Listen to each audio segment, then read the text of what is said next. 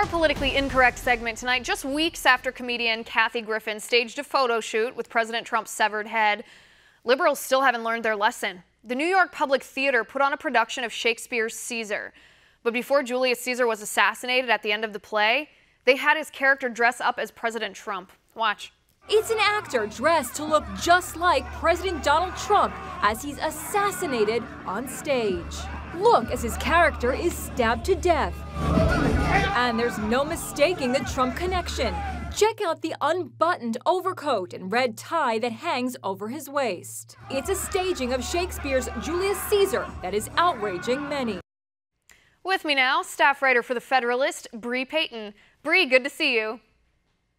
Good to see you too. Thanks for having me. All right, Bree, your quick reaction to this. Is this just edgy art or is this inappropriate? Yeah, I'm going to say that this is obviously not a tasteful and edgy artistic depiction of a Shakespeare play because, you know, the staging Donald Trump as Julius Caesar doesn't really make any sense. Julius Caesar, as a Caesar, just kind of came into his power and grasped it for himself. He wasn't duly elected like Donald Trump was. And also the senators who do end up stabbing Julius Caesar in the Shakespeare play are appointed in Rome. But here in America, senators are elected, right? So I think just kind of this comparison doesn't really make sense, and the idea that, you know, these senators are supposedly carrying out like the will of the people really doesn't quite make sense. So I think it's really more of a decision and an excuse rather to get to stab someone that looks like Donald Trump 8 nights a week for these actors and these liberal elites who live in Manhattan. Right, and I guess I don't quite understand the reaction from liberals here because there was mostly a common consensus. There were some trolls on Twitter who were defending Kathy Griffin a couple weeks ago when she did that horrible photo shoot with Trump's severed head. But for the most part, it was bipartisan, Republican and Democrat, that condemned that. How is this different than what Kathy Griffin did?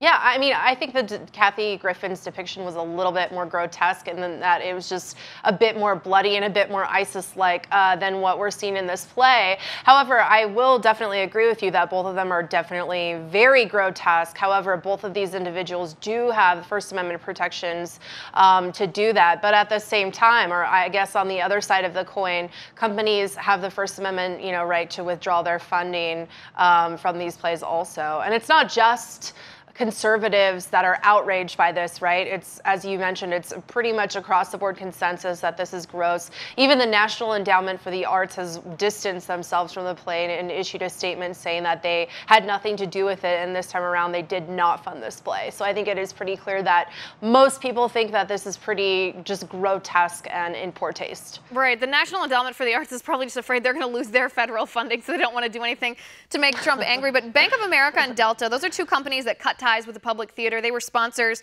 The New York Times, Bree, they did not. This is the statement that they issued. I want to read this. The New York Times said, "We have sponsored Shakespeare in the Park for 20 years. As an institution that believes in free speech for the arts as well as the media, we support the right of the public theater to stage the production as they chose."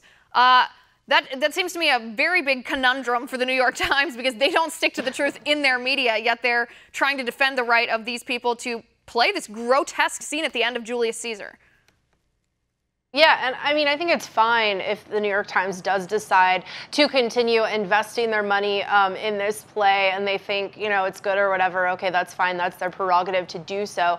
I also think that readers should be logging that tidbit away and filing that in the back of their minds, right? As they see coverage of Donald Trump, as they see coverage of the Russia investigation into Donald Trump and possible collusion and whatnot, right? And all of the hullabaloo surrounding Jeff Sessions' testimony today and all of the stories that I'm sure will be hearing about for weeks. I think that readers should keep in mind that they did fund a play depicting Donald Trump as getting assassinated at the end. Right. You're absolutely right. It's ironic to me that liberals are so concerned, I guess, with free speech because this theater does have a right to do this. They have a right to do things that are distasteful. That's why we have a First Amendment, to protect speech that would otherwise offend us, that we don't want to hear. But it's funny that liberals are defending it now in a play that depicts the assassination of the president, but they don't defend the free speech of, you know, conservative college students, for example, on campus when they just want to exercise their right to say which candidate they support during the election or that they support President Trump now.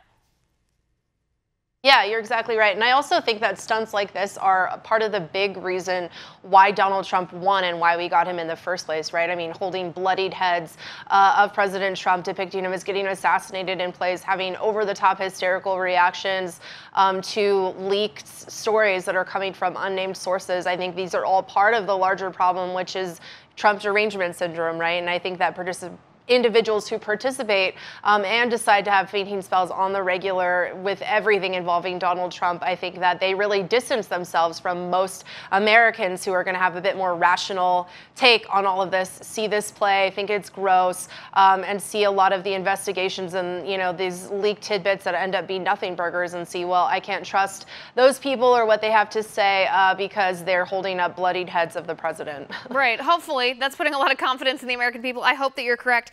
Bree, last question here. This is the New York Public Theater. This is something Shakespeare in the Park. It's in New York City. Is any taxpayer money going to this? From what I understand, they are getting funding from like the state version of the National Endowment of the Arts, so they are indirectly kind of getting a little bit of taxpayer funding.